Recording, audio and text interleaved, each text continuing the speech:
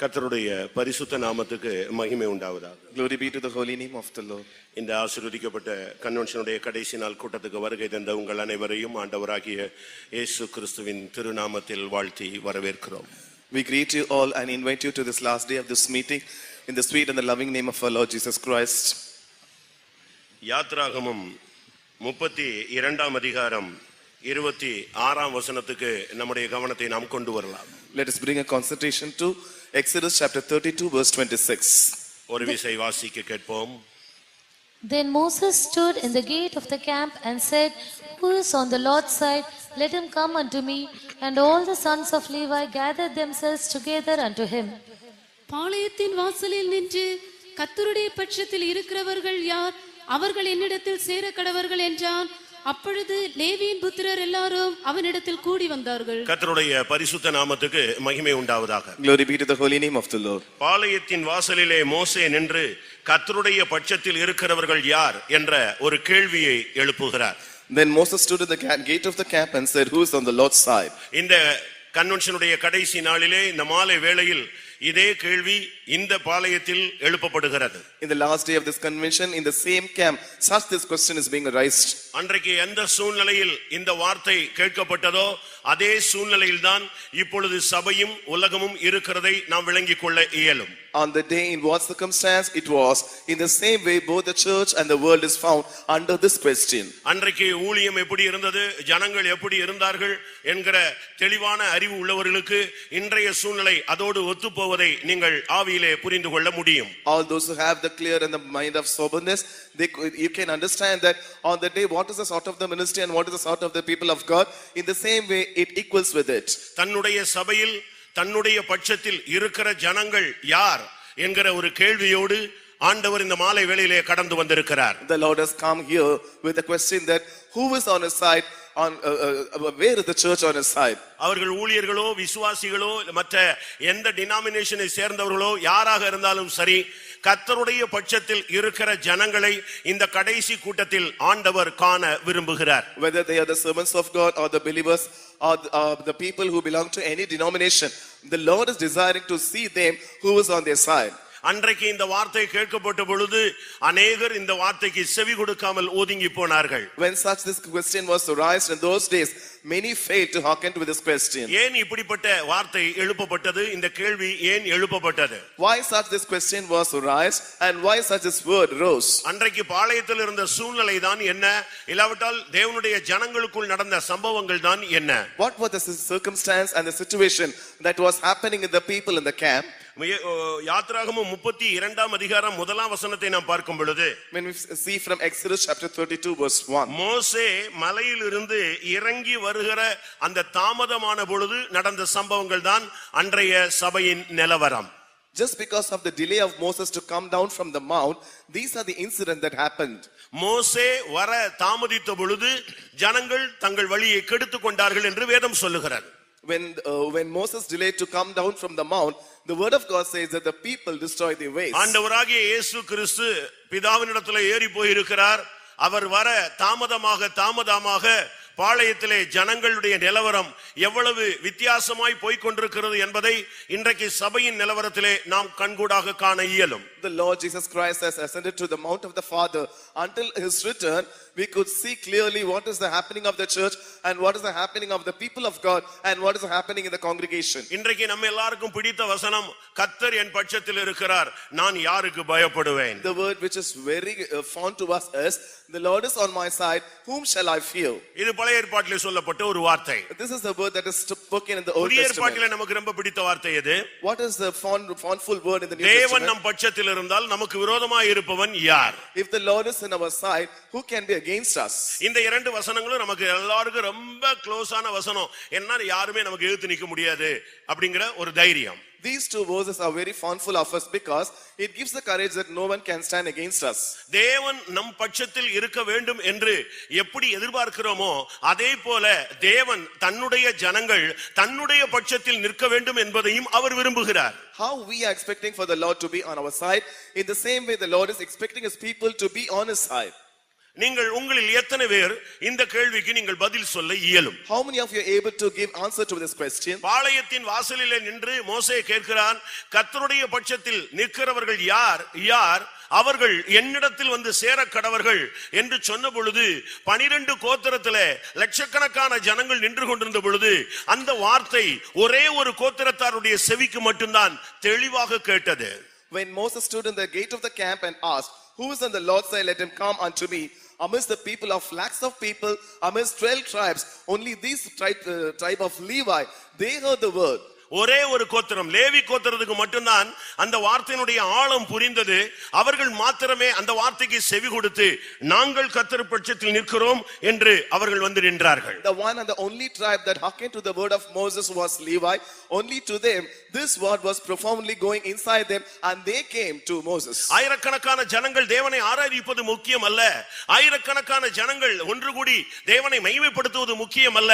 கர்த்தர் இந்த கடைசி நாட்களிலே தன்னுடைய பட்சத்தில் நிற்கிற ஜனங்களை அவர் வேறு பிரிக்க விரும்புகிறார். It is not that thousands of people are gathering together and worshipping the Lord, gathering together in the congregation and serving the Lord, but the Lord is seeking for a group of people who will be standing on his side.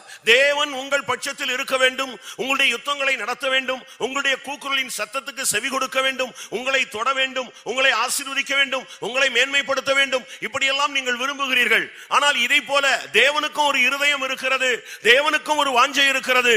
தன்னுடைய ஜனங்கள் தன்னுடைய பட்சத்தில் நிற்க மாட்டார்களா என்கிற ஒரு எதிர்பார்ப்போடுதான் இந்த மாலை வேளையில் அவர் இறங்கி வந்திருக்கிறார். You desire for the Lord that the Lord should come with you, the Lord should be with you, and the Lord should touch you, and the Lord should bless you, and the Lord shall exalt you. In the same way, the Lord is also having a heart. On his heart, he is having a desire that he must have a group of people who will be standing on his side. ஏன் இந்த வார்த்தை எழுப்பப்பட்டது? Why this question was arised? மோசே வர தாமதித்த பொழுது இந்த ஜனங்கள் எல்லாரும் உடனடியாக வேறு ஒரு பாதையிலே திருப்பப்பட்டு விடுகிறார்கள். When Moses delayed, immediately these people were turned towards another direction. வருகை தாமதிக்க தாமதிக்க கிறிஸ்தவ உலகம் உலகத்தோடு ஒத்துப்போக ஆரம்பித்து விடும். As the coming of the Lord is keeping on delaying, the Christendom will go along with the world. கிறிஸ்தவ உலகம் பாவத்தோடு இணைந்து விடும். The Christian world will join itself with the sin. கிறிஸ்தவ உலகம் அரசியலோடு இணைந்து விடும். The Christian will join itself with the political. கிறிஸ்தவ மதம் எல்லா மதமும் சம்மதம் என்கிற அந்த வார்த்தையோடு இணைந்து விடும். The religion of Christian will say that all religion is equal. எல்லா மார்க்கமும் ஒன்று என்கிற ஒரு நிலவரத்துக்கு அவர்கள் தள்ளப்பட்டு விடுவார்கள். They will be put in a way that way they could say that all way is equal. இன்றைக்கே மத தலைவர்கள் அரசியலிலும் அரசியலில் உள்ளவர்கள் மதத்திலும் பல விதங்களிலே கலந்து இருக்கிற ஒரு கடைசி நேரம் பிரியமானவர்களே, இந்த நேரத்திலே தன்னுடைய பட்சத்தில் இருக்கிற ஜனங்களை பார்க்க முடியாத தேவனுடைய கண்கள் நோக்கமாய் இருக்கிறது. Beloved, these are the last times where the political leaders are interfering in the church and the church leaders are interfering in political. So the Lord is seeking for a group of people that who shall be standing on his side. மோசே வர தாமதித்த பொழுது இந்த ஜனங்கள் கன்றுக்குட்டியை தெய்வமாக மாற்றி விடுகிறார்கள். When Moses delayed to come, these people they made the calf to be their gods. இன்னும் இயேசு வர தாமதிக்க தாமதிக்க ஒவ்வொரு தேவனுடைய பிள்ளைகளும் உலகத்தோடும் மாம்சத்தோடும் ஏன் பிசாசோடும் காம்ப்ரமைஸ் பண்ணக்கூடிய அளவிலே தள்ளப்பட்டு விடுகிறார்கள். As Jesus keeping on delay is coming, the people of God will compromise with the world and will sin and even with the devil. இன்றைக்கு பாத்தீங்கன்னா கிறிஸ்தவ உலகத்துல வொர்ஷிப் எல்லாம் எவ்வளவு டிஃபரன்ஸா போயிட்டு இருக்குன்னு உங்களுக்கு எல்லாருக்கும் தெரியும். You all know that the worship services that are happening in the Christendom.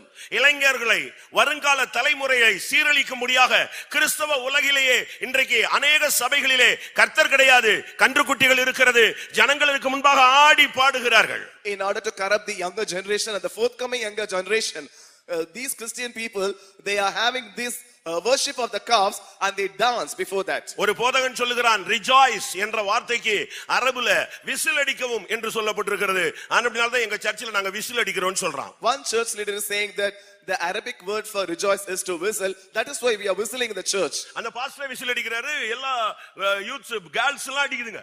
The pastor is whistling and even the youth girls they are whistling. அருமையானவர்களே, அந்தந்த சபைகளில் இயேசு வர தாமதிக்க தாமதிக்க கர்த்தர் என்ற பெயரிலே ஒரு கன்றுக்குட்டி இருக்கும். அந்த கன்றுக்குட்டிக்கு முன்பாக ஆடி பாடுவார்கள். நீங்களும் அதிலே வஞ்சிக்கப்படாது இருக்கும்படியாக இன்றைக்கே இந்த கூட்டத்தில் நீங்கள் கர்த்தருடைய பட்சத்தில் வந்து நிற்கும்படியாக தேவனுடைய வார்த்தை உன்னை தேடி வருகிறது. Beloved, as the Lord keeps on delaying to come, There will be worship of calves. They will sing and dance before the calf. But you must not be deceived. You must come to the group where it will stand along with the Lord's side. இந்த கன்றுக்குட்டி நிமித்தம் தான் ஜனங்களை தேவன் வாதிக்க ஆரம்பித்தார். Because of the sake of this calf, the Lord plagued the people, the Lord smote the people. அந்த ஜனங்களை வாதிக்க ஆரம்பித்ததுக்கு காரணமே இந்த கன்றுக்குட்டி தான். The reason for the people to be smitten is because of this calf. எங்கே worship சரியில்லையோ அங்கே வியாதி உள்ளே வருகிறது. Where there is not worship proper, sickness comes in. யாத்திராகமம் 32 35ல நீங்க அதை பார்க்க முடியும். This you could see from Exodus 32-35. அவர்கள் அந்த கன்றுக்குட்டியை ஆராதிக்க ஆரம்பித்த உடனே கர்த்தர் அவர்களை உபாதித்தார்.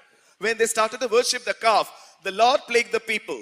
இந்த கன்றுக்குட்டி நிமித்தம் ஜனங்கள் வழிவிலக ஆரம்பித்தார்கள். Because of this calf, the people started to astray. உபாகமம் 9:16ல நீங்கள் அந்த வார்த்தையை பார்க்க இயலும். You can see this from Deuteronomy chapter 9 verse 16. உபாகமம் 9:21 நீங்கள் பார்க்கும் பொழுது, When you see from Deuteronomy 9:21, இந்த கன்றுக்குட்டி தான் பாவ கிரியையாக அவர்களுக்கு மாறி விடுகிறது. this golden calf became their sinful deed. அவர்கள் புசிக்கிறார்கள், They eat, குடிக்கிறார்கள், they drank, dance ஆட ஆரம்பித்தார்கள். they start to dance. இந்த டான்ஸ் ஒரு டைம்க்கு முடியும் பொழுது எல்லாரும் நிர்வாணியாக மாறுகிறார்கள். At one particular time came after this dancing, all of them become naked. தேவ கோபம் சபைக்குள்ளே பற்றி எரிகிறதை நாம் பார்க்கிறோம். We could see the wrath of God is burning in the church. இந்த நேரத்துல தான் மோசே இறங்கி வருகிறார். At this time Moses is descending. சபை ஒரு நிர்பந்தமான நிலவரத்துக்கு தள்ளப்படும் பொழுது மாம்சத்தோடும் உலகத்தோடும் பிசாசோடும் அரசியலோடும் மற்ற மதங்களோடும் மற்ற உலக வல்லமைகளோடு இணைக்கப்பட்ட ஒரு நிர்கதியான சூழ்நிலைக்கு போகும் பொழுது இயேசு வருகிறார் என்கிற ஒரு சத்தம் வரும்.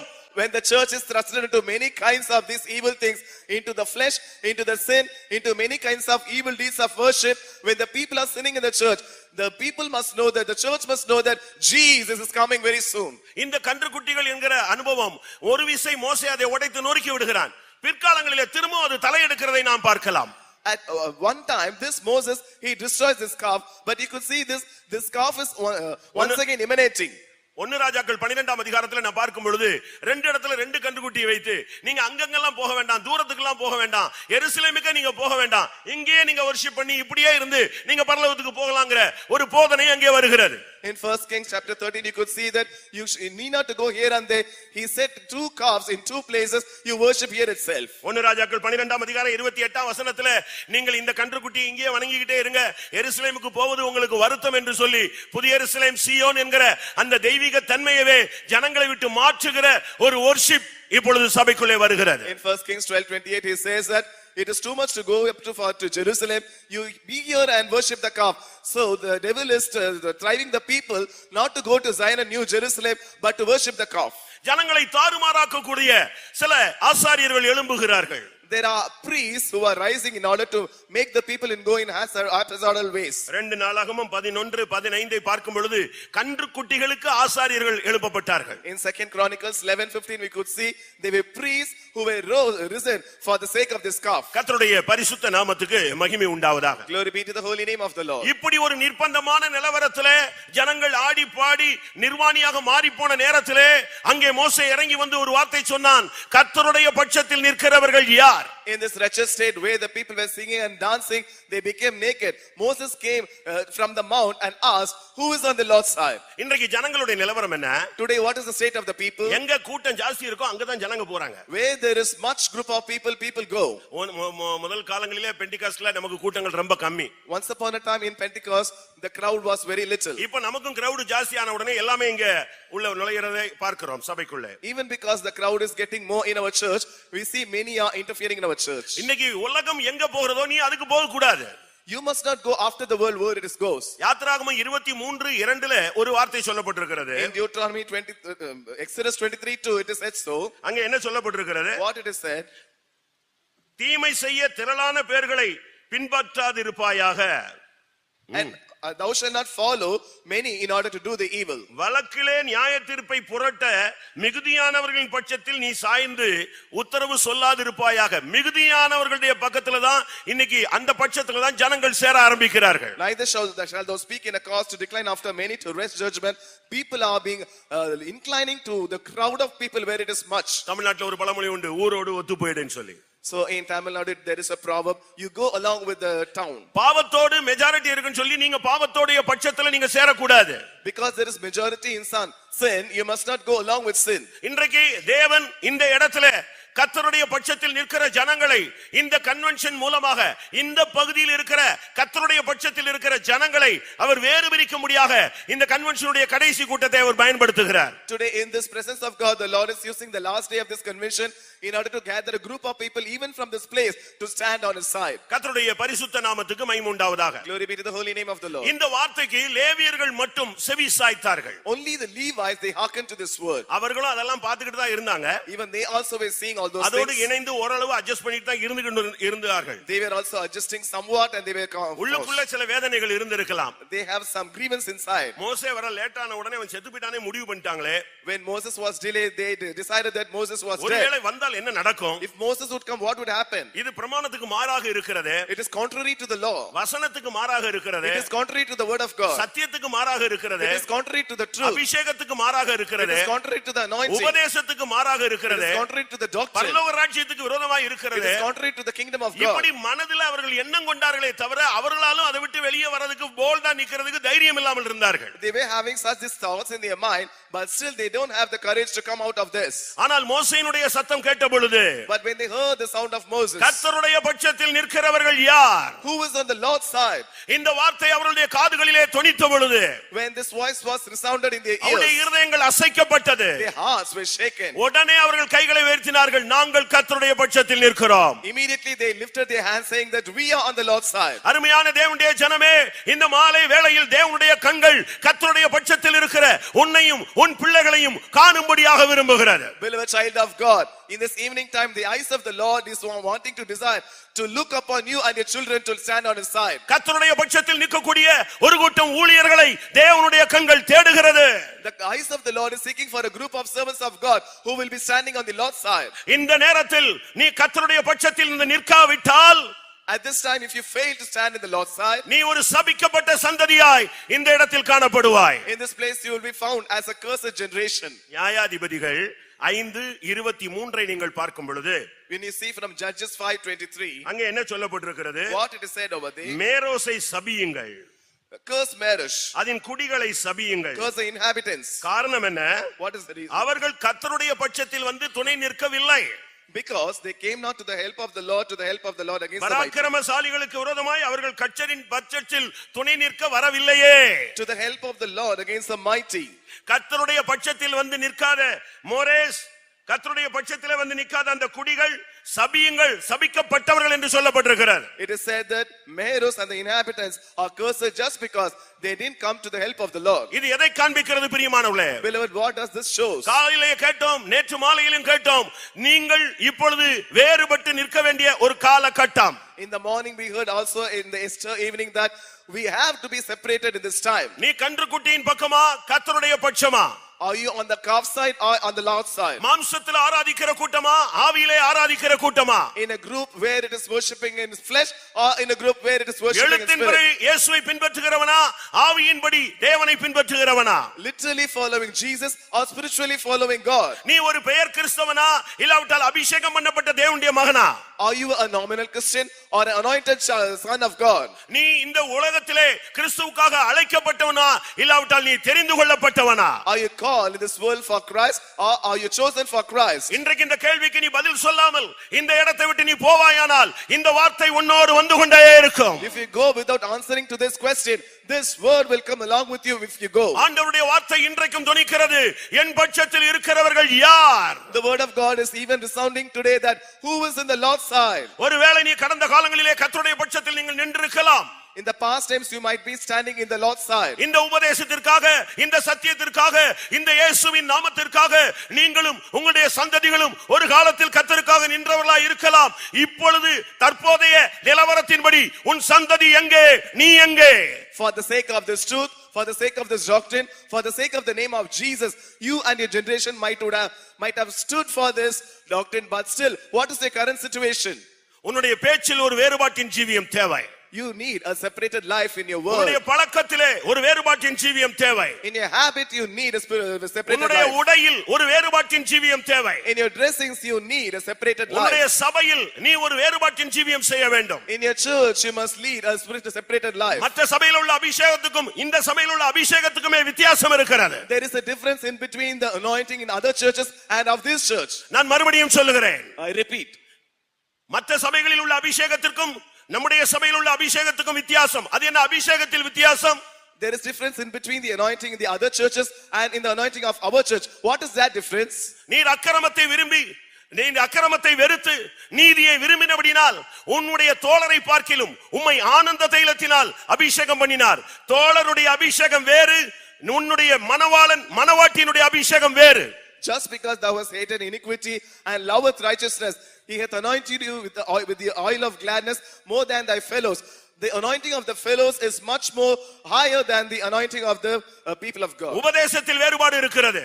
There is difference in doctrine. ஊழியத்திலே வேறுபாடு இருக்கிறது. There is difference in the ministry. கர்த்தருடைய பரிசுத்த நாமத்துக்கு மகிமை உண்டாவதாக. Glory be to the holy name of the Lord. கர்த்தருடைய கிருபை உங்கள் மனக்கண்களை பிரகாசித்தால் நீங்கள் இந்த கூட்டம் முடியும் பொழுது நான் கர்த்தருடைய பட்சத்தில் நிற்பேன் என்று ஒரு முடிவோடு நீங்கள் திரும்பி செல்ல முடியும். If the grace of God enlightens the eyes of my understanding, then with a determination you will return that I will stand on the Lord's side. கர்த்தருடைய பரிசுத்த நாமத்துக்கு மகிமை உண்டாவதாக. Glory be to the holy name of the Lord. இந்த கூட்டத்தில் எத்தனை பேர் கர்த்தருடைய பட்சத்தில் நிற்க விரும்புகிறீர்கள்? In this group, how many of you are going to stand on the Lord's side? ஒருவேளை நீங்கள் வேறு மார்க்கத்திலே ஆண்டவருடைய பட்சத்தில் நிற்க முடியாமல் பல சூழ்நிலைகளிலே தடிமாறி போனவர்களாய் இருக்கலாம். Perhaps you might have been stumbled because you are unable to stand on the Lord's side in some other denomination. ஆரோனுடைய முறைமை உன்னை கன்றுக்குட்டி பக்கம் இழுத்து கொண்டு போகும். அது உன்னை நிர்வாணியாக மாற்றும். நீ பட்டயத்தினால் பட்சிக்கப்படுவாய். The order of Aaron will drag against you towards the calf, and it will make you to become naked, and you will be perished by the sword. இன்றைக்கு தான் நீ பட்டயத்தை எடுக்க வேண்டிய நேரம் வந்து விட்டது.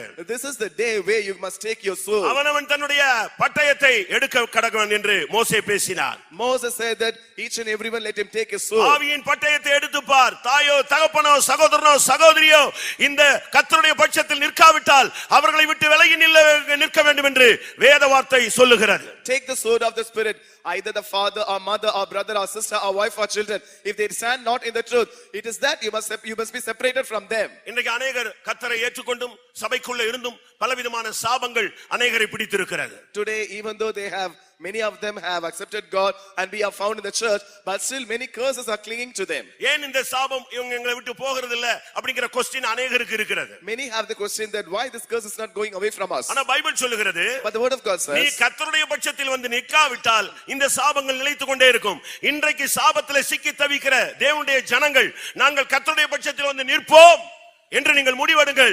சாபத்தின் கண்ணி இன்றைக்கு இந்த கூட்டத்திலே தெரித்து விடும். If you don't come and stand in the sake of the name of the Lord, then this curse will continue to come after you. But if you come and make a determination that I will stand on the Lord's side, this nail of this curse will break.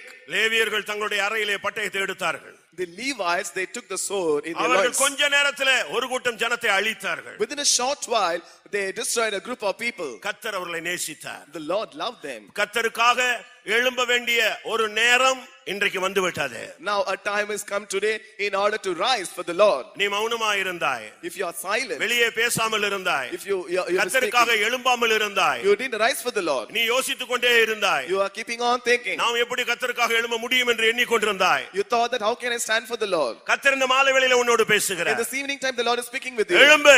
Arise. எழும்பு. Arise. கர்த்தருடைய புயமே நீ பூர்வ நாட்களைப் போல எழும்பு.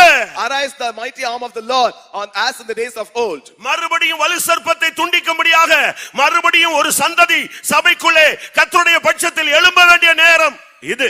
In order to cut the serpent, in order to for the generation to rise once again in the church, this is the time. Arise.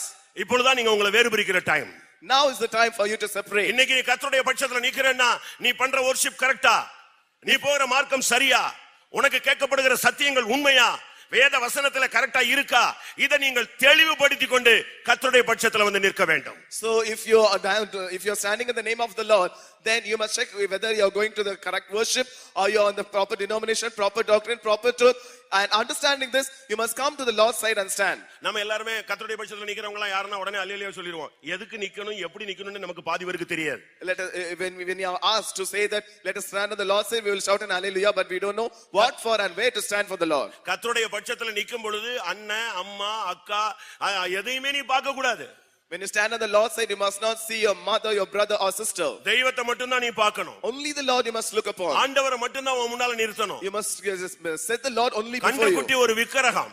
The calf is an idol. ஒரு போதகர் சொன்னார், A priest said, கிறிஸ்துவை காட்டிலும், rather than Jesus, இயேசுவை காட்டிலும், rather than Christ, ஆண்டவரை காட்டிலும், rather than the Lord, ஒரு மனிதனோ ஒரு மனுஷியோ யாரை எதுவை நேசிக்கிறார்களோ அதுவே அவனுக்கு விக்கிரகம்.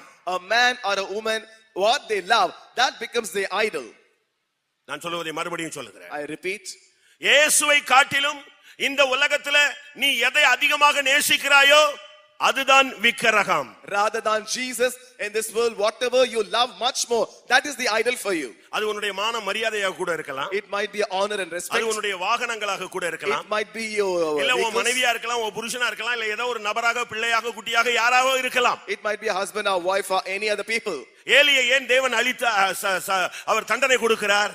Why the Lord punished Eli? கர்த்தருடைய ஊழியத்தை செய்த ஏலிக்கு ஏன் பிடரி முறிந்து கீழே விழக்கூடிய ஒரு வாய்ப்பு வந்தது? Eli who served the Lord, why the reason for him to come to die? ஆண்டவர் சொன்னாரு, என்னை காட்டிலும் நீ உன்னுடைய குமாரரை உன் பிள்ளைகளை அதிகமாக மதித்தபடியினால் ஒரே நாளில் அவர்களும் சாவார்கள், நீயும் சாவாய். The Lord said to him, just because you honored yourself and your children more than me, in one day you and your children will die. ஆண்டவருடைய பட்சத்தில் நிற்கிற அந்த இடத்திலே தராசை தூக்கி பிடிக்கும் பொழுது உன்னுடைய பட்சம் தெளிவாக இருக்க வேண்டும். நீ கர்த்தருடைய பட்சத்தில் இருக்கணும். அதுக்கு ஈடாக எதையுமே வந்து நிறுத்த கூடாது. When the balance is weighed in the matter of standing on the Lord's side, you must be proper on your side. Nothing should come amidst that. வேறுபாட்டின் ஜீவியம் என்பது நம்மில் அநேகருக்கு சரியாக புரிந்து கொள்கிறது இல்ல. Many of us doesn't understand properly the life of separation. உன்னுடைய ஒவ்வொரு பகுதியிலும் வேறுபாட்டின் ஜீவியம் இருக்கணும். இந்த சபைக்குள்ளேயே நீ விசுவாசிகளில் வேறுபட்டு நிற்க வேண்டும். Each and every part of yourself must be in separation. Right in the church you must be separated and live. வேதம் என்ன சொல்லுகிறது? What is the word of God says? கொரிந்தியருக்கு Pavul பேசும் பொழுது, when St. Paul speak to Corinthians, நீ இந்த சபைக்குள்ள இருக்கிற 1 கொரிந்தியர் 5ஆம் அதிகாரம் 11-12ல சொல்லி இருக்கிறது, சகோதரன் என்று சொல்லப்பட்ட ஒருவன் பின்மாற்றக்காரனாக விபச்சாரக்காரனாக இருந்தால் அவனோடு நீ உட்கார கூடாது, புசிக்க கூடாது, அவனோடு கலந்திருக்க கூடாது. இந்த சபையில கூட உனக்கு ஒரு வேறுபாட்டின் ஜீவியம் கர்த்தருடைய பட்சத்தில் நிற்கும்போது உண்டாகும். In 1 Corinthians 5:11, St. Paul is saying that if any man that is called a brother be a fornicator or a drunkard or an extortioner, will such an one not to eat and drink. Even in the church you must maintain a life of separation. கர்த்தருடைய பரிசுத்த நாமத்துக்கு மகிமை உண்டாவதாக. Glory be to the holy name of the Lord. இரண்டாவதாக நாம் பார்க்கும் பொழுது, secondly, when we see 2 Samuel 20ஆம் அதிகாரத்தை நாம் பார்க்கிறோம். we see from 2 Samuel chapter 20, அங்கே என்ன சொல்லப்பட்டிருக்கிறது? what it is said there. கர்த்தருடைய தாவீதின் பட்சத்தில் நிற்கிறவர்கள் யாரெல்லாம் இருக்கிறார்களோ அவர்கள் யோவாவை பின்பற்றுவார்களாக. All those who are on the side of David, let them follow Joab. 2 Samuel 20ஆம் அதிகாரம் 11ஆம் வசனத்திலே நாம் இதை பார்க்கிறோம். This we see from 2 Samuel chapter 20 verse 11. யோவாபின் மேல் பிரியப்படுகிறவன் எவனோ, அவன் தாவீதின் பட்சத்தில் இருக்கிறவன் எவனோ, அவன் யோவாபை பின்பற்றுவானாக. And he that favoreth Joab and he that is for David, let him go after Joab. இரண்டாவது நீ நிற்க வேண்டியது தாவீது அபிஷேகத்தின் பட்சத்தில் நீ வந்து நிற்க வேண்டும். Secondly, that which you must stand on the side is David on the side of the anointing. ஆவியானவருடைய பட்சத்தில் இன்றைக்கு ஒரு கூட்டத்தை கர்த்தர் வேறு பிரிக்க விரும்புகிறார். Today the Lord is desiring to set a group of people to be separated. ஒன்று ஆண்டவருடைய நாமத்தின் பட்சத்தில் நிற்பது, one to stand in the name of the Lord. இரண்டாவது ஆவியானவருடைய பட்சத்தில் வந்து நிற்பது. Nextly, on the side of the spirit of the Lord. தயவு செய்து அபிஷேகம் பெறாத யாராவது சகோதர சகோதரிகள் இருந்தால் உங்களுடைய காலங்களை வீணாக்காமல் இன்றையிலிருந்து அபிஷேகத்துக்காக மன்றாடுங்கள். If there is any brother or sister who have not yet received the anointing, you don't waste your time. Right from today, you start to plead for the anointing.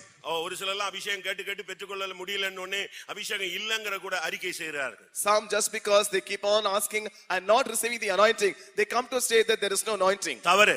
It is wrong. ஆவியானவர் இன்றைக்கும் இறங்கி கொண்டிருக்கிறார். Even today the spirit of the Lord is descending. அபிஷேகம் பெற்றவங்க எல்லாம் ஒரு விசை கரங்களை உயர்த்தி ஒரு அல்லேலூயா சொல்லுங்கள்.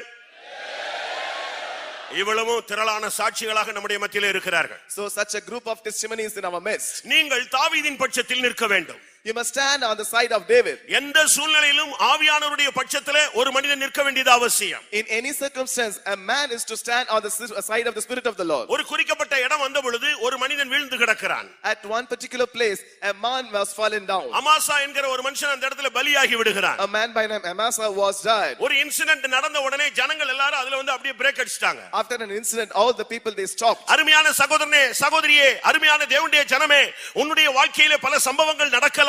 ஆனால் நீ அதிலே நின்று விடக் கூடாது.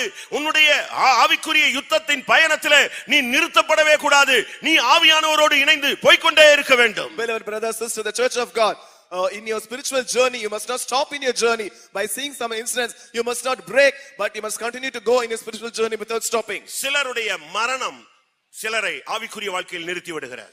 The death of some stops certain people in their spiritual journey. நான் கடந்த நாட்கள்ல ஒரு ஃபேமிலியை சந்திக்க போனேன். In the past days, I went to visit a அவங்க family. வீட்ல தான் நம்முடைய ஃபெய்த்தம் ஒரு காலத்துல நார்த் இந்தியால ஒரு ஃபெய்த்தம் செயல்பட்டு கொண்டிருந்தது. In their home only in North India, our faith was functioning. ஆனா இப்போ அவங்க சுத்தமா சிபிஎம்லயே இல்ல. But now today they are not in CPM. அவங்க சந்ததியே இல்ல. Their generation is not there. ஆனா இப்போ திரும்ப ஒரு வாய்ப்பு கிடைச்சது, நான் உள்ள நுழைந்தேன். But once again we get a chance, I went in. அவங்க பிள்ளைகளுக்கெல்லாம் சிபிஎம்ல தான் விவாகம் நடந்திருக்கிறது. The marriage took place in CPM. அடுத்த பிள்ளைக்காக அவங்க போன பொழுது For the next child when they went, அங்க இருந்து ஒரு விசுவாசி ஒரு வார்த்தையை விட்டுட்டாங்க. the believer they spoke a word. நீங்க என்ன ஜாதின்னு கேட்டுட்டாங்க. They asked what caste you belong. அந்த ஒரு வேர்டு அந்த ஐயாவை காயப்படுத்திருச்சு. That one word hurt that brother. எப்படி நீ சிபிஎம்ல ஜாதி கேட்பாய்? How can you ask the caste in CPM? ஒரு 10 நிமிஷம் போட்டு கத்தி கூச்சிட்டார் அந்த இடத்துல. For 10 minutes he was shouting much. அதோடு போனவர் அந்த சந்ததியும் அப்படியே வெளியே போயிடுச்சு. With that he stopped to come to the church, even his generation. அந்த ஒரு வார்த்தை, that one word. அமாசா பலியான ஒரு இடத்துல வந்த பொழுது யுத்த வீரர்கள் எல்லாம் அங்கே தரித்து நின்றார்கள். உடனடியாக அவனை மூடிவிட்டு ஒரு வார்த்தை அந்த இடத்துல பிரகடனப்படுத்தப்பட்டது.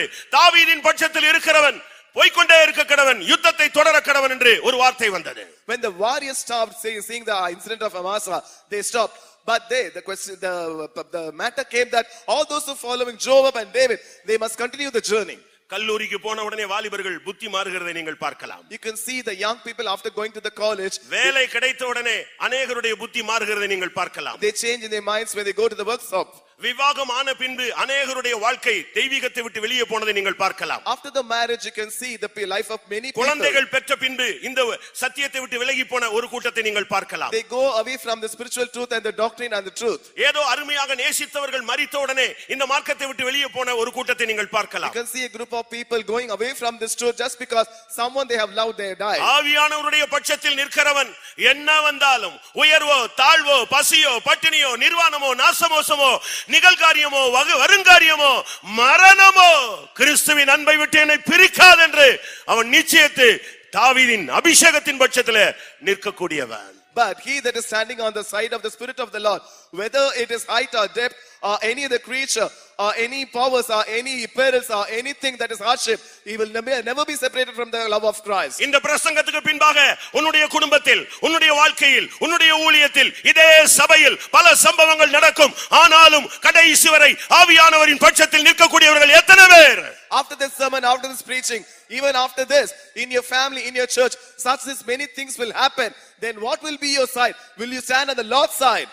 இன்றைக்கு நீ ஆவியானவருடைய பட்சத்தில் நிற்கிறாயா என்பதை தீர்மானித்து விட்டுத்தான் நீ இந்த இடத்தை விட்டு எழும்ப வேண்டும். After making a determination that whether you are found on the side of the Spirit of the Lord, you must rise up from here. கர்த்தர் உன்னை செலக்ட் பண்ண வந்திருக்கிறார். அவர் செலக்ட் பண்றது இல்ல, நீயே செலக்ட் ஆகி வந்து நிக்கணும் அவர் சைடுல. The Lord has come to select you. It is not his selection. You must be selected by your own and come to his side. ஆண்டவருடைய நாமத்துக்காக வேறுபட்டு நான் நிற்பேன் என்று சொல்லுகிறவர்கள் நீங்க வந்தீங்கன்னா போதும், கர்த்தர் உங்க கையில ஒரு பட்டயத்தை கொடுப்பாரு. வசனம் என்னும் ஆவியின் பட்டயம். நீ கையில் எடுத்து இந்த உலகத்தில் சுடர்களை போல பிரகாசிப்பாய். In the name of the Lord, when you come and say that I will stand on the Lord's side, then the Lord will give you a sword and you can take the sword and also you can shine as lights in this world. என்ன நடந்தாலும் அபிஷேகத்திலே நான் நிற்பேன், அந்நிய பாஷை பேசிக்கொண்டே இருப்பேன், ஆவியானவர் எனக்கு கொடி ஏற்றுவரை அவரோடு நிற்பேன் என்று சொல்லுகிறவர்கள் எத்தனை பேர்? How many of you saying that whatever happens, I will stand in the anointing, I will speak in tongues until the Spirit of the Lord raises up the standard. I will keep on getting filled in the Spirit. கர்த்தருடைய பரிசுத்த நாமத்துக்கு மகிமை உண்டாவதாக. Glory be to the holy name of the Lord. தாவீது புறக்கணிக்கப்பட்டான். David was despised. அவனுடைய சொந்த மகனை அவனுக்கு விரோதமாக எழும்பினான். Even his own son rose up against him. வனாந்தரங்களிலே செருப்பு கூட போட முடியாமல் ஓடிக்கொண்டே இருந்தான். He was unable to have his sandals and was running in the wilderness. இந்த நேரத்தில் ஒரு கூட்டம் ஜனங்கள் தாவீதின் பட்சத்தில் வந்து நின்றார்கள். At this time one group of people came to the David's side. சபைக்கு பிரச்சனைகள் வரலாம். Problems may come to the ஊழியங்களுக்கு church. பிரச்சனைகள் வரலாம். Problems may come to the servants of God. சட்டங்களும் திட்டங்களும் நமக்கு விரோதமாக எழும்பலாம். Even the laws and the plans might arise against us. ஆனால் கடைசி வரை நீங்கள் தாவீதின் பட்சத்தில் எத்தனை பேர் நிற்பீர்கள்? But until the last end, how many of you shall stand on the Lord's side? நீ காத் புத்திரனாய் இருந்தால் நீ தாவீதின் பட்சத்தில் வந்து சேருவாய். If you are the son of Gad, then you will come to the side of David. 1 நாளாகமம் 12 அதிகாரம் 8 வசனத்தை நாம் பார்க்கும் பொழுது, When we read from 1 Chronicles chapter 12 verse 8, காத்தியரில் ஒரு கூட்டம் ஜனங்கள் தாவீதின் பட்சமாய் சேர்ந்தார்கள். one group of Gathites, they came to the side of David. கர்த்தருடைய பரிசுத்த நாமத்துக்கு மகிமை உண்டாவதாக. Glory be to the holy name of the Lord. காத் என்று சொன்னால் சாதாரணமான ஆள் கிடையாது. The meaning of Gath means it is not an ordinary man. 12 கோத்திரத்துல அவன் ஒரு விலையேற பெற்ற ஒரு நபர். Amongst the 12 tribes, he is a very precious person. அவனுக்கு பிரச்சனை இல்லாமல் இல்ல. It is not that he doesn't have அவனுக்கு problems. டெய்லி பிரச்சனை வந்து கொண்டே தான் இருந்தது. Many problems came to him daily. ஆதியாகமம் 49 அதிகாரத்தை பார்க்கும் பொழுது, When you see from Genesis 49, 19 வசனம் என்ன சொல்லுகிறது? what does 19 verse says? காத் என்பவன் மேல் ராணுவ கூட்டம் பாய்ந்து விழும். And there will be a group of soldiers that will come ஒவ்வொரு against நாளும் Gath. அவனுடைய வாழ்க்கை ஒரு யுத்த களத்தில் இருந்தது போல தான் இருந்தது. Each and every day was a battlefield to him. ஆனால் முடிவிலோ அவன் அந்த வல்லமைகள் மேல் பாய்ந்து விழுந்து ஜெயிப்பான். But finally he shall overcome at the last by falling upon the உலகத்திலே truth. உங்களுக்கு உபத்திரவங்கள் உண்டு. இயேசு அழகாக நம்முடைய மீட்பர் சொல்லி இருக்கிறார், உலகத்தில் உங்களுக்கு உபத்திரவம் உண்டு, ஆனாலும் நான் உலகத்தை ஜெயித்தேன், திடன் கொள்ளுங்கள் என்று சொல்லி இருக்கிறார். Our Redeemer Jesus has said that there is tribulation in the world, but overcome, be with good cheer. இந்த காத் புத்திரனுடைய நம்பிக்கை என்ன? What was the hope of this tribe of Gad? அவருடைய வாஞ்சை என்ன? What was the desire? அவருடைய விருப்பம் என்ன? What was his want? உபாகமம் 33 அதிகாரத்திலே நாம் பார்க்கும் பொழுது, In Deuteronomy 33, 20 21 வசனங்களிலே, in verses 20 and அவன் 21, தனக்காக முதல் இடத்தை பார்த்துக் கொள்வான். and he will see the first place for him, அவனுடைய பங்கு அங்கே பத்திரமாய் இருக்கிறது. and there a portion of is for எந்த him. யுத்தம் வந்தாலும் முன்னணியிலே நின்று கர்த்தருடைய காரியத்தை நடப்பிக்க கூடியவன். Whatever the battle comes, he will be in the forefront. I will make the Lord's அருமையான battle. தேவனுடைய ஜனமே, இந்த கடைசி நாட்களிலே நீங்கள் முன்னணியிலே வந்து கர்த்தருக்காக நிற்கும்படியாக, பரலோகத்திலே அந்த முதலிடத்தை பெற்றுக்கொள்ளும்படியாக தேவன் உங்களை முத்தரித்துக் கொண்டு வந்திருக்கிறார். Beloved, in these last days, the Lord has sealed you and brought you so that you must come in the forefront, and also you must inherit the place in heaven in forefront. இந்த காத் புத்திரர் எப்படிப்பட்டவங்க? What is the manner of this? The people of Gad, அவங்களுக்கு உலக பிரகாரமா எந்த ஸ்டைலும் கிடையாது. they doesn't have any style of this world. நீங்க பெண்டிகாஸ்ட்ல கூட world ரொம்ப அழகாக பூந்து விடுகிறது. Even today in Pentecost, the world is interfering much. உடையே உன்னுடைய பிரதிஷ்டையின் அடையாளமா இருக்கணும். உன்னை பார்த்தா பெண்டிகாஸ்ட்னு சொல்லணும். அப்படி ஒரு Dress நீ போடணும். Your dress must show that you are a Pentecostal one. Like that you must wear yourself. உன்னுடைய ஹேர் கட்டிங்லயே உன்னைய அவன் மிலிட்டரிக்காரன் சொல்ற போது, போலீஸ்னு சொல்றது மாதிரி உன்னைய பெண்டிகாஸ்ட்காரன் சொல்லணும். Seeing your hair cutting itself, you must be testify that you are a Pentecostal, just as a police or a military. எலியாவின் அடையாளம் தான் என்ன? அவனுடைய Dress தான் அவனுடைய அடையாளம். அதுதான் அவனுடைய பிரதிஷ்டை. யோவான் சானனுடைய பிரதிஷ்டை அடையாளம் என்ன? அவனுடைய Dress தான் அவனுடைய அடையாளம். சிம்சோனுடைய பெலன் என்ன? அவனுடைய பிரதிஷ்டை தான் அவனுடைய பெலன். The identity of Elijah, the identity of Samson, and the identity of John the Baptist, even their dress were the identity. இங்கே 1 நாளாகமம் 12:8 பார்க்கும் பொழுது இந்த காத்து புத்திரருடைய ஸ்டைல் எப்படின்னா, அவங்க லைஃப் ஸ்டைல் எப்படி இருந்ததுன்னு நீங்கள் பாருங்க. You can see from 1 Chronicles 16:8 the style of the people of Gad. 1 நாளாகமம் 12:8 நீங்கள் பார்க்கும் பொழுது 1 Chronicles 12:8, அங்கே அவருடைய ஸ்டைல் எப்படி இருக்கிறது? what were their style? அவர்கள் சிங்கம் போன்ற முகம் உள்ளவர்கள். They were having the faces like lions. அவங்களுடைய முகத்தை பாத்தீங்கன்னா சிங்கம் போல நிப்பாங்க. When you see their faces, they will stand as a அவங்களுடைய lion, வேகத்தை பாத்தீங்கன்னா வெளிமானினுடைய வேகம் போல இருக்கும். and swift as the rose upon the mountains. இந்த பெந்தேகோஸ்தே மார்க்கத்துல வந்த பின்பு இந்த தோழருடைய அபிஷேகத்தை காட்டிலும் ஆனந்த தைலத்தின் அபிஷேகம் பெற்றவருடைய வேகம் அதிகமாக இருக்க வேண்டும். After coming to this Pentecostal experience, having received the anointing of the oil of gladness, you must be swift as a rose. அது என்ன சிங்கம் போன்ற முகம்? What is the face of the lion? நீதிமான்கள் சிங்கத்தை போல தைரியமாக இருப்பார்கள். And the righteous shall be bold as lion. யூதா 3 வசனம் என்ன சொல்லுகிறது? What the third verse of Jude says? பரிசுத்தவான்களுக்கு ஒரு விசை ஒப்புவிக்கப்பட்ட விசுவாசத்துக்காக நீங்கள் தைரியமாய் போராட வேண்டும் என்று எழுதி உணர்த்துவது எனக்கு அவசியமாய் கண்டது என்று என்று யூதா சொல்கிறார். Jude says that you bold, contently bold for the faith that once was delivered to the saints. நமக்கு முகத்துக்கு இன்னைக்கு என்னலமோ ஃபேர் அண்ட் லவ்லி என்னலமோ போட்டுட்டு தான் இங்க வந்து உட்கார்ந்திருக்கீங்க நீங்க. இந்த முகத்தை வச்சு பரலோகம் போக முடியாது. இந்த முகத்தை வச்சு நீ பிசாசை எதிர்க்க முடியாது. உன்னுடைய முகம் விசுவாசத்தினால நீ தைரியவானாய் மாற வேண்டும். You have applied many creams and fair and lovely and come here, but with this face you cannot go to heaven. With the boldness of faith you can go to heaven like அவருடைய வேகம் வெளிமானுடைய வேகம். They were swift as the rose of the mountains. பிசாசு கொஞ்ச காலம் உண்டென்று தன்னுடைய வேகத்தை கூட்டிக் கொண்டிருக்கும் பொழுது நாம் அவனை விட அதிகமாக நம்முடைய வேகத்தை கூட்ட வேண்டிய நேரம் பிரியமானவர்களே. When the devil is increasing the speed, that just because there is only a short while, we also must increase our speed swiftly.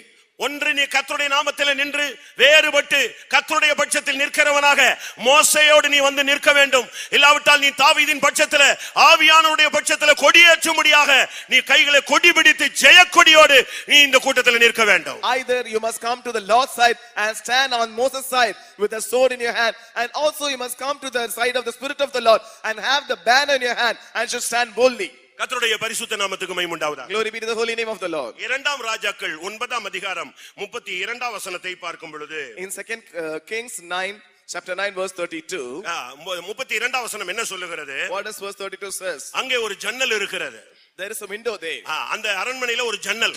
A window in the palace. அந்த ஜன்னல்ல ஒரு பெண் நின்று கொண்டிருக்கிறாள். A woman is standing at the window. அவ எப்படி இருந்தான்னு 30ஆம் வசனம் சொல்லுகிறது. Verse 30 says of a man. அவள் யார் என்றும் வேதம் சொல்லுகிறது. Also the word of God says that யேசபேல் என்கிற ஒரு பெண் அந்த இடத்துல நின்று கொண்டிருக்கிறாள். A woman by name Jezebel is standing over there. தன்னுடைய கண்களுக்கு மையிட்டு and she painted her face. தன் தலையை சிங்காரித்துக் கொண்டு tied her head. ஜன்னல் வழியாக பார்த்து பேசக்கூடிய ஒரு பெண். A woman looked out a window and speaks. யேசபேல் என்று சொன்னால் கற்பில்லாத ஒரு தன்மை என்று வேதம் அதுக்கு அர்த்தம் சொல்லுகிறது. The meaning of Jezebel is the experience of being without chastity. எல்லாரும் விதத்துல பார்க்கும் பொழுது வெளிப்படுத்தல பார்க்கும் பொழுது ஊழியர்களை பாவத்துக்குள்ளே விளைவிக்கக்கூடிய ஒரு சக்தி என்று வேதம் சொல்லுகிறது. In Revelation the word of God says that it is a power that causes the servants of God to go in sin. வெளிப்படுத்தல் 2:20 நீங்கள் அதை பார்க்க இயலும். You can see this from Revelation 2:20. ஜனங்களை விக்கிரகத்தின் பக்கம் திருப்புகிறது யேசபேலுடைய ஆவி என்றும் அதே வசனம் சுட்டிக்காட்டுகிறது. The same word of God says it is the spirit of Jezebel who turns the people அது ஒரு வஞ்சிக்கும் ஆவி என்று அதே வசனம் மறுபடியும் சுட்டிக்காட்டுகிறது. The same verse of God says that it is the deceiving spirit. இந்த வல்லமைகள் இப்பொழுதும் கூட அநேக இடங்களிலே கண்களுக்கு மையிட்டு தலையை சிங்காரித்துக் கொண்டு உலக ஆடம்பரங்களிலே நிறைந்து இன்றைக்கு சபைக்குள்ளே புகுந்து இன்றைக்கும் சபையை கேள்வி கேட்டுக் கொண்டிருக்கிறது. These spirits are even entering into the church by painting their face, tying their head, and also it is corrupting the church. இந்த இடத்துல யெகூ வருகிறான். In this place Jehu comes. அபிஷேகம் பண்ணப்பட்ட யெகூ. Jehu is anointed. அங்கே அவன் புறப்பட்டு வரும்பொழுது சொல்லுகிறான், when he started to come he says, எனக்கு இருக்கிற பக்தி வைராக்கியத்தை பார். You see the zeal of God that is with me. ஒன்று நீ கர்த்தருடைய நாமத்தின் பட்சத்தில் நின்று நீ வேறுபாட்டின் ஜீவியம் செய்யக்கூடியவனாய் இருக்கிறாயா? Either you must stand in the name of the Lord on the Lord's side and do a spiritual separate life. இரண்டாவது ஆவியானவருடைய பட்சத்தில் நீ நிற்கிறாயா? Secondly, do you stand in the side of the spirit of the Lord? அபிஷேகத்திலே நிறைந்தவனாக நீ நிற்கிறாயா? Are you standing being filled in the spirit of the anointing? சாதாரண அந்நிய பாஷை பேசினாலாம் ஒரு வல்லமை அசையாது. சரியான அபிஷேகத்தின் நிறைவு வரும் பொழுது பிசாசு இடமே இல்லாமல் ஓடி போவான். No power will be shaken if you speak in ordinary tongues with the anointing, but with the proper mighty anointing the devil will flee away. மூன்றாவது கேள்வி, நீ பக்தி வைராக்கியத்தின் பக்கத்தில் நிற்கிறாயா? இல்லாவிட்டால் காம்ப்ரமைஸோடு ஒரு சாதாரண வெதுவெதுப்பான ஒரு வாழ்க்கை வாழ்ந்து கொண்டிருக்கிறாயா? The third question, are you standing on the side of the God's will, or else are you living in a condition of lukewarmness? ஒன்று நீ அனலாயிரு, இல்லாவிட்டால் குளிராயிரு. இந்த ரெண்டுக்கும் இல்லாம உன்னுடைய வாழ்க்கை வெதுவெதுப்பா இருந்தால் நான் வாந்தி பண்ணி போடுவேன் என்று ஆவியானவர் பேசுகிறார். The spirit of the Lord is speaking that either you must be hot or cold. If you are in lukewarmness, I will spew you out of my mouth. இந்த இடத்துல யெகூ அபிஷேகத்தோடு வருகிறான். In this place Jehu comes with the anointing. பக்தி வைராக்கியத்தின் வேகத்திலே வருகிறான். With the swiftness of the zeal of God he comes. வந்த பொழுது பார்க்கிறான், அந்த ஜன்னல்ல பார்க்கும் பொழுது ஒரு 4-5 பேர் தலை தெரிகிறது. அதுல முக்கியமாக யேசபேல் நிற்கிறாள். ஒரு கூட்டம் பின்னாலே ஒரு கூட்டம் சிலர் நின்று கொண்டிருக்கிறார்கள். When he came and looked upon, he was able to see 4 or 5 heads. One is Jezebel and 4 or 5 are behind her seeing upon it. இப்பொழுது அவனுக்குள்ள இருந்து ஒரு வார்த்தை. Now a word comes out of it. என்ன வார்த்தை? What is that? என் பட்சத்தில் இருக்கிறவர்கள் யார்? who is on my side? ரெண்டு ராஜாக்கள் 9:32 இந்த வார்த்தை எழுப்பப்படுகிறது. In 2 Kings 9:32 this word is risen. என் பட்சத்தில் இருக்கிறவர்கள் யார் யார் என்று அவன் கேள்வி கேட்டான். Who is on my side? Who? He asked. அப்பொழுது 2-3 பிரதானிகள் எட்டி பார்த்தார்கள். And they looked out to him, 2 or 3 eunuchs. அங்கே தமிழ்ல பிரதானிகள் சொல்லி இருக்கு, இங்கிலீஷ்ல அழகாக சொல்லி இருக்கு, அன்னகர்கள் எட்டி பார்த்தார்கள். In English it is said that the eunuchs they looked out. இன்றைக்கு अनेक ஊழியர்கள் கூட எசபேலோடு ஐக்கியமாக இருக்கிறார்கள். இன்றைக்கு ஒரு கேள்வி, அருமையான ஊழியனே, நீ யார் பட்சத்தில் நிற்கிறாய்? Today many servants of God are united with this Jezebel. Today is one question, on whom side are you being found a servant of God? ஒருவேளை இதுவரை நீ அந்த எசபேலுடைய வல்லமையிலே தாக்கப்பட்டோ பிடிக்கப்பட்டோ அது தீண்டப்பட்டோ நீ அதனோடு ஒத்து போயிருக்கலாம். இன்றைக்கு தேவன் உன்னோடு பேசுகிறார். என் பட்சத்தில் நிற்கிறவர்கள் யார்? Perhaps you might be attacked or being touched by this evil spirit and you might be defiled. But today the spirit of the Lord is asking, who is on my side? கர்த்தருடைய பட்சத்தில், யெகோவின் பட்சத்தில், பக்தி வைராக்கியத்தின் பட்சத்தில் எத்தனை பேர் நிற்க விரும்புகிறீர்கள்? On the side of the Lord, on the side of the spirit of the Lord, on the side of Jehu, how many of you decide to stand with the seal of God? தீட்டுப்படுத்தக்கூடிய ஒரு சக்தி சபையோடு போராடுகிறது. A power of defiling is striving against the church. சீயோன் தீட்டுப்படுவாளாக, அதை என் கண்கள் காண்பதாக என்று வைராக்கியத்தோடு ஒரு ஆவி சுற்றி திரிகிறது. இவைகளுக்கு மத்தியிலே பக்தி வைராக்கியத்தின் பட்சத்தில் நிற்கிற சீயோனின் அன்னார்கள் எழும்ப வேண்டிய நேரம். A spirit is roaming saying that let Zion be defiled and let my eyes see that. But amidst this, a group must arise with the zeal of God that I will stand on the Lord's side. எசபேலை அழிக்க வேண்டிய நேரத்தில் சபை வந்து விட்டது. The time has come in order to destroy the Jezebel. சபையின் பரிசுத்தத்தை கெடுக்கிற ஆவிகளை இன்றைக்கு நாம் எல்லாரும் ஒருமித்து நின்றால்தான் மேற்கொள்ள இயலும். If only we are with one accord, then we will be able to destroy the evil powers that defile the church. இல்லாவிட்டா ஊழியக்காரங்களை நீங்க குறை சொல்லிக்கிட்டே இருப்பீங்க, அவங்க உங்க மேல குறை சொல்லிக்கிட்டே இருப்பாங்க. எசபேல் சபைக்குள்ளே சிங்காசனம் போட்டு உட்கார்ந்திருப்பாள். Or else the servants of God will blaming you and you will be blaming the servants of God. Jezebel will be seated in the throne amidst the church. நீ ஊழியக்காரனை குறை சொல்லிக்கிட்டே இருப்ப, உன் சந்ததி சீரழிந்து கொண்டே இருக்கிறது. இன்றைக்கு எசபேலை தூக்கி போடக்கூடிய ஒரு கூட்டத்தை இந்த கூட்டத்தில் நாங்கள் எதிர்பார்க்கிறோம். You keep on blaming the servants of God, but because of that your children are being cursed. But we see a group of people who will stand with the zeal of God for the side of the Lord. இந்த வார்த்தை யெகூவின் வாயிலிருந்து வரும் வரை, என் பட்சத்தில் இருக்கிறவர்கள் யார் என்று அந்த வார்த்தை கேட்கும் வரை சூடு இல்லாம, சொர்ணம் இல்லாம, ஒரு அசைவு இல்லாம அந்த எசபேலோடு கை கட்டி கொண்டு பேசிக்கொண்டு சிரிச்சு கொண்டு நின்ற அன்னகர்களுக்கு அன்றைக்கு தான் கண்கள் திறக்கப்பட்டது, செவிகள் திறந்தது. தூக்கி எசபேலை தூக்கி எரிஞ்சிட்டான். Until this word came out of the mouth of Jehu, these eunuchs, they were enjoying with the Jezebel, they were speaking, they were laughing with Jezebel, and also they were enjoying. But when this word came out of Jehu with the seal of God, these eunuchs, they threw out this Jezebel. உன்னுடைய பிள்ளையினுடைய கற்போடு விளையாடி கொண்டிருக்கிற உன்னுடைய பிள்ளையினுடைய உன்னுடைய புருஷன், உன்னுடைய மனைவி, உன்னுடைய குடும்பத்தினுடைய மேன்மைகளை, மான மரியாதையை கெடுத்துக் கொண்டிருக்கிற எசபேலின் ஆவியை அழிக்கும்படியாக எத்தனை விசுவாசிகள் எழும்ப போகிறீர்கள்? How many believers are going to arise in order to destroy the power of Jezebel that is striving against your children, against your family, in order to destroy the respect and honor of your family? அடுத்த second அந்த அன்னகர்கள் அப்படியே தூக்கி அவளை தூக்கி எரிஞ்சிட்டான். ஒரு யோசனை கூட இல்ல. பாவத்தை விட்டு வெளியே வர்றதுக்கு நீ டைம் எடுத்துக்கிட்டு இருக்காத, நீ யோசிச்சுக்கிட்டு இருக்காத. இன்றைக்கே பரிசுத்தத்தின் பட்சத்திலே, பக்தி வைராக்கியத்தின் பட்சத்தில் நீ வந்து நிற்பாயாக. The next moment the eunuchs, they threw out this Jezebel without thinking any thought. In the same way, in order to come out of sin, don't make any thought. You immediately come out of sin with the zeal of God. கர்த்தருடைய பரிசுத்த நாமத்துக்கு மகிமை உண்டாவதாக. Glory be to the holy name of the Lord. இரண்டாம் ராஜாக்கள் 10ஆம் அதிகாரம் 6ஆம் வசனத்தை பார்க்கும் பொழுது, when we see from 2 Kings chapter 10 verse 6, இதே யெகூ அந்த எசபேலை அழித்துவிட்டு அடுத்து முன்னேறி போகிறான். this Jehu, after destroying Jezebel, is progressing forward. அவனுக்கு ஒரு வார்த்தை சொல்லப்பட்டது. A word was said to him, ஆகாபுடைய சந்ததியை நீ கருவை அறுத்து விட வேண்டும். you must cut off the ஆகாபுடைய சந்ததியை கருவை அறுக்க வேண்டும். you must cut off the generation of Ahab, even as conception. 2 ராஜாக்கள் 9:8 வசனத்துல அவனை அபிஷேகம் பண்ணும் பொழுது இந்த நோக்கத்துக்கு தாப்பா உனக்கு அபிஷேகம் கொடுக்கப்படுது, பக்தி வைராக்கியத்தின் ஆவியை கொடுக்கிறதுடைய தீம் காரணம் கான்செப்ட் என்னங்கறது அங்க சொல்லப்பட்டிருக்கிறது. In 2 Kings chapter 9 verse 8, it is said that the reason for the anointing that was given to Jehu in order to destroy the people of Ahab. 2 ராஜாக்கள் 10:6 அவன் ஒரு நிருபத்தை எழுதினான். அந்த சமாரியாவுல இருக்கிறவங்களுக்கு சொன்னான், ஆகாபுடைய சந்ததியில 70 பேர் இருக்கிறதா நான் கேள்விப்பட்டேனே. அவங்கள கொன்னுட்டீங்கன்னா, அழிச்சு என் கையில கொண்டு வந்தீங்கன்னா, நீங்கள் என் பட்சத்தில் இருக்கிறீர்கள் என்று அர்த்தம். Then he wrote a letter to the people who were in the city of Ahab, saying that I heard that there were 70 sons to Ahab. If you destroy them and give them to me, then I will know that you are on my side. இவன் வந்த அபிஷேகம், இவன் வந்த வேகம், இவன் வந்த வெறித்தனம், எசபேல ஒரே நிமிஷத்தை தூக்கி எடுத்து செதறி அடிச்சு அவன் மேல மிதிச்சுக்கிட்டு இவன் வந்த வேகத்தை பார்த்த உடனே அவங்க சொன்னாங்க, கொஞ்சம் வெயிட், நாங்க அந்த 70 கருவை ஆகாபுடைய சந்ததியை கருவையே அறுத்து விடுகிறோம் என்று 70 பேரை ஒரே நேரத்தில் அழித்து விடுகிறார்கள். So when they saw the swiftness of Jehu's anointing, he came and destroyed Jezebel, and they said, wait for a moment, and they also destroyed all the 70 people of Ahab, and they gave them to him.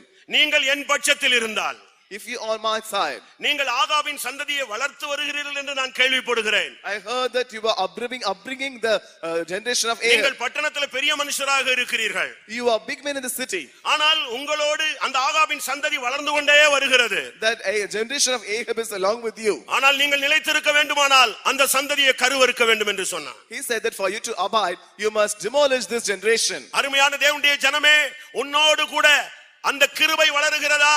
கிறிஸ்துவை அறிகிற அறிவில் வளருகிறாயா? இல்லாவிட்டால் பாவம் உன்னோடு, ஆகாபின் சந்ததி உன்னோடு வளருகிறதா என்பதை நிதானிக்க வேண்டிய நேரம். Beloved people of God, it is time for you to judge yourself that whether are you growing with grace, are you growing with Christ and his character, or else whether sin is growing along with you. கர்த்தருடைய பரிசுத்த நாமத்துக்கு மகிமை உண்டாவதாக. Glory be to the holy name of the Lord. அன்னகர்கள் அதை தூக்கி எறிஞ்ச உடனே இவன் அடுத்த ஸ்டெப்புக்கு வந்துட்டான். ஆகாபின் சந்ததி பாவத்தினுடைய வல்லமையே இருக்க கூடாது.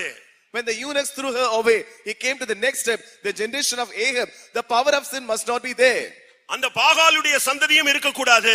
And also the generation of Baal must not be there. விக்கிரகத்தினுடைய தொடர்பே இருக்க கூடாது. The connection of the idols must not be there. அன்னகர்கள் மட்டும்தான் ஊழியத்தில் நிற்க வேண்டும் என்கிற ஒரு சிந்தையிலே அவன் வெளியே வருகிறான். With the thought that only the eunuchs must stand in the ministry, he comes out. இன்னைக்கு ஊழியம் சொன்னாலே எல்லாருக்கும் ரொம்ப பயங்க. Today when it is said of the ministry, many are afraid. இன்னைக்கு अनेகருக்கு ஊழியம்னாலே பயங்கரமான பயம். Many are afraid much because of the ministry. ஜிப்பா போடணும்னு சொன்னா கூட்டத்துக்கு வராம ஓடி போறதுக்கு வாலிபர்கள் ரெடியா இருக்காங்க. To put off this white cloth, many young people are ready to go away from the church. Tenali ராமன்ட்ட பூனையை வளர்க்க முடியாத ஒருத்தன் கொடுத்திருந்தான். அந்த ராஜா கொடுத்திருந்தான். The king gave a cat to Tenali Raman to upbring it. இதனடா பூனையை வளர்க்கிற வேலையை கொடுத்துட்டானேன்னு சொல்லி அவன் என்ன பண்ணா, பாலை நல்லா சூடு பண்ணி அதுல கொண்டு போய் பூனைய குடிக்க வச்சான். அது குடிக்கல, பிடிச்சு அப்படி சூடா அந்த பால்ல ஒரு முக்கு முக்குனாங்க. அதுக்கு பிறகு அந்த பூனை ஒயிட் கலரை பார்த்தாலே நிக்கிறதே கிடையாது. So when the cat was given to him, he started to grow the cat by giving it a very hot milk. When he doesn't drink, he soaked the cat into the milk. இப்போ ராஜா வந்து அவங்க வளர்த்த பூனை எல்லாம் கொண்டு வாங்கன்னு சொன்னான். So now the king asked the cats to bring. இந்த பூனை வந்து அப்படி நோஞ்சா மாதிரி வந்து நின்னுச்சு. This cat, it was very weak and came. Daily உனக்கு பால் கொடுத்தனே, இந்த மானியம் கொடுத்தனே இந்த பூனையை வளர்க்கறதுக்கு, அந்த பால் எல்லாம் இது கொடுக்கலையா என்னன்னு. ராஜா, என் பூனை வந்து பாலைய குடிக்காது ராஜா. I gave you freely milk each and every day. Did you give this milk to this cat? He said that my cat will not drink the milk. அது எப்படி? How it is? பூனை எப்படிங்க பால் குடிக்காம இருக்கும்? How the cat will not drink milk? பாலை கொண்டு வா, பூனை கொண்டு வா. Bring the milk and the cat.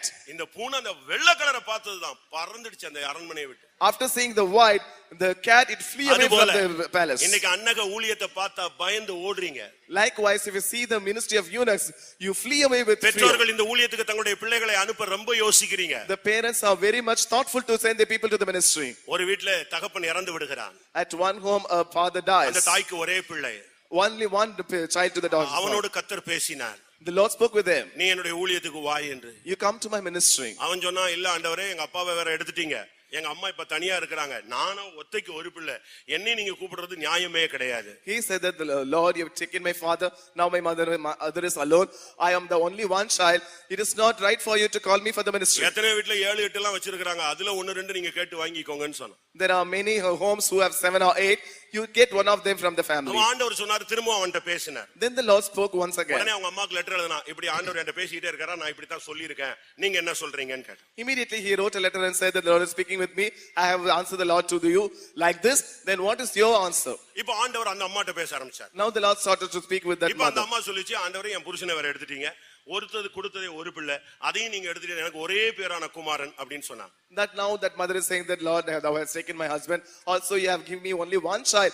If you are asking one child, means what is the matter? அப்ப ஆண்டவர் சொன்னாராம், Then the Lord said, எனக்கும் கூட ஒரே பையன் தாங்க இருந்தான், even I myself have only one son. ஒரே பேரான குமாரனை நான் இந்த உலகத்திலே தந்தருளி உங்கள் மேல் அன்பு கூர்ந்தேன், எனக்கு இருந்தது ஒரே ஒரு மகன் இயேசு, அந்த தேவகுமாரன் நான் உங்களுக்காக கொடுத்தேன்னு சொன்ன உடனே, ஐயா என் பிள்ளைய கொடுத்துறேன், எனக்கு இருக்கிற ஒரு பிள்ளையும் கொடுத்துறேன்னு சொல்லி அந்த அம்மா கொடுத்துடுச்சு. I gave my only begotten son Jesus in order to save you in this world. After hearing this, the mother gave her child to the ministry. இன்னைக்கு நம்முடைய பிள்ளைகள் ஊழியத்துக்கு வரதுக்கு ரொம்ப யோசிக்கிறாங்க. Today our children are very thoughtful to come to the ministry. Last week ஒரு கேள பார்த்தேன். The last week I saw a girl. அவ வந்து பிராமின் கேள். She was a Brahmin girl. அவங்க அப்பா பயங்கர குடிகாரன். Her father was a drunkard. அந்த பிள்ளை 70000 ரூபாய் சம்பளம் வாங்கிட்டு இருக்கு. She is of a salary of 70,000 rupees. அவ ஊழியத்துக்கு வரணும்னு இருக்கா, கர்த்தர் அவட்ட பேசிக்கிட்டு இருக்காரு. She is about to come to the ministry, the Lord is speaking with her. அவ்வளவு போராட்டத்துல அந்த பிள்ளைக்கு, அந்த பிராமின் கேள் வந்து எனக்கு 70000 சம்பளம் முக்கியம் இல்ல, இயேசு முக்கியம்னு வர்றதுக்கு ரெடியா நிக்குது, பயங்கர எதிர்ப்பு. ஆனா பெந்தேகோஸ்திலே பிறந்து பெந்தேகோஸ்திலே வளர்ந்து பெந்தேகோஸ்திலே இருக்கிற பாஸ்டர் வில்சன் ஜோசப் அவர்கள் சொன்னார்கள், ஒரு இந்திலிருந்து ஒருத்தன் ஊழியத்துக்கு வர்றது ரொம்ப சிம்பிள், ஒரு கிறிஸ்தவத்துல இருந்து ஒருத்தன் நம்ம சபைக்குள்ள வந்து ஊழியத்துக்கு வர்றது அதை விட சிம்பிள், ஆனா பெண்டிகாஸ்ட்லயே இருந்து வர்றவ ரொம்ப கடினம்னு சொன்னாரு. இன்னைக்கு பெண்டிகாஸ்ட் இப்படித்தான் இருக்கு. ஊழியத்தின் தரிசனம், அன்னகர்களுடைய தரிசனம், அப்போஸ்தல உபதேசத்தின் தரிசனம், மெல்கிசேதேக்கின் முறைமை மங்கிக் கொண்டிருக்கிற நேரம்.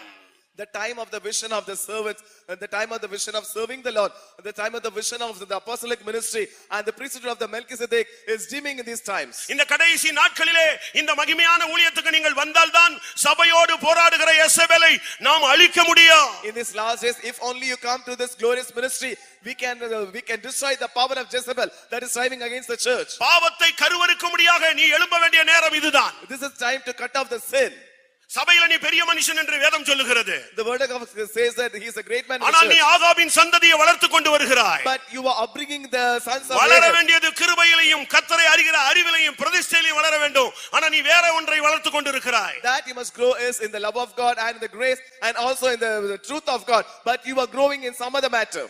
இன்றைக்கு கர்த்தருடைய பட்சத்தில் நிற்கிறவர்கள் எத்தனை பேர்? How many of you are standing on the Lord's side today? அபிஷேகத்தின் ஆவியானவர் பட்சத்தில் நிற்கிறவர்கள் எத்தனை பேர்? How many of you are going to stand on the spirit of the Lord's side? பக்தி வைராக்கியத்தின் பட்சத்தில் நிற்கிறவர்கள் எத்தனை பேர்? How many of you are going to stand in the side of the seal of God? அவங்களுக்கு இந்த கூட்டம் முடியறதுக்குள்ள ஒரு anointing இருக்கும், அதுக்கு பிறகு அவங்களுடைய வாழ்க்கை எப்படி இருக்கும்னு நீங்களே டெஸ்ட் பண்ணி பாருங்க. At the end of this meeting there will be an anointing for them, and you yourself can test that how will be their life after that. அப்படி கர்த்தருக்காக வேறுபட்டு நிக்கிற ஜனங்களை கொண்டுதான் இனிமேல் இந்த புதிய ஏற்பாட்டு சபையை தெய்வம் இயக்க போகிறார்.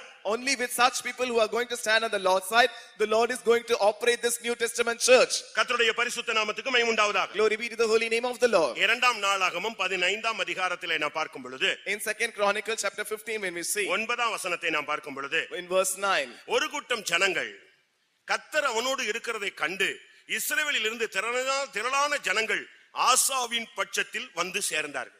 And one group of people, when they saw that the Lord was with him, a great group of people, they came to the side of Asa.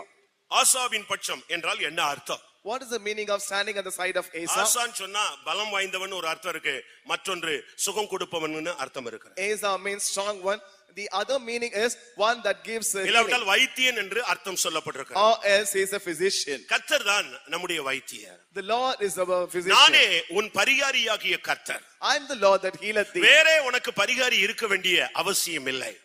No need for other physicians for you to நாம் be. தெய்வீக சுகத்தை அதிகமாக முக்கியப்படுத்துகிறோம். We are emphasizing the divine healing. ஏன் நாம் தெய்வீக சுகத்தை முக்கியப்படுத்துகிறோம்? What for we do emphasize divine அது healing? அறியாமை அல்ல, குருட்டாட்டமும் அல்ல. It is not ignorance or blindness. தெய்வீக சுகத்தை நாம் முக்கியப்படுத்துவது சிலுவை மரணத்தை நாம் மறுதலிக்கவில்லை என்பதை காண்பிக்கிறது. Emphasizing the divine healing is we are not denying the cross of death. இயேசு என்னுடைய நோய்களை சுமந்தார் என்பதுதான் நம்முடைய தெய்வீக வார்த்தை. Our divine word is Jesus took our நம்முடைய பலவீனங்களை ஏற்றுக்கொண்டு he took upon our நம்முடைய நோய்களை சுமந்தார், and also carried our அவருடைய sicknesses. தழும்புகளால் நாம் குணமாகிறோம். By his stripes we are healed. அவர் தன்னுடைய வார்த்தையை அனுப்பி அவர்களை குணமாக்கினார். He sent forth his word and healed them. ஆண்டவருடைய வார்த்தையை நம்புகிறது தான் தெய்வீக சுகம். Trusting upon the word of God is divine healing. தெய்வீக சுகத்துல நிக்கணும்ங்கிறது நம்முடைய சபையினுடைய கட்டாயம் அல்ல, வசனத்தினுடைய கட்டாயம். To stand in the divine healing is not the compulsoriness of our church, but it is the word of God. தெய்வீக சுகத்துல நிக்காம நீங்க எங்கேயும் போலாம், சபைக்கு வரலாம், அது ஒண்ணு தடை அல்ல. அது உங்களுடைய தனிப்பட்ட ஆன்மீகத்தினுடைய வளர்ச்சியை பொறுத்தது. Not standing in the divine healing, you can come to the church by going here and there. It is not a hindrance.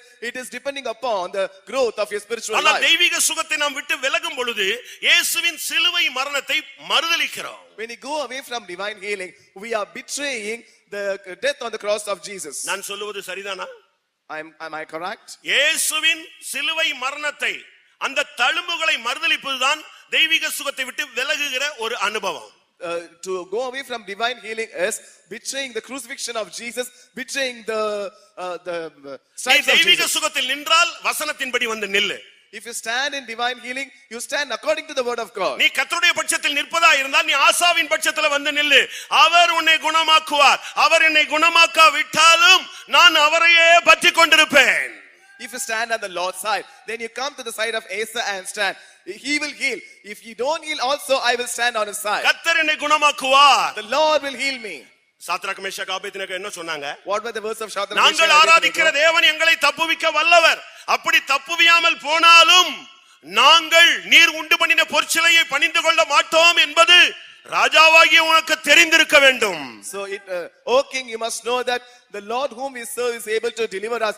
Even though he don't deliver us, you must know that we will not worship the idol you have set forth. அந்த வார்த்தை தான் ஆசாவே அவர்கள் எல்லாரும் வந்து அவங்க பட்சத்துல வந்து சேர்ந்துட்டாங்க. So in this word, all these came to the side of Asa. நீங்க கொஞ்சம் கொஞ்சமா பயிற்சி வீங்க. You gradually exercise. நல்ல அந்த தெய்வீக சுகத்தின் வசனங்களை படிங்க. புக் எல்லாம் அழகா விக்கிறாங்க. நீங்க வேற எந்தலாமோ புக் வாங்கிட்டு அலையறீங்க.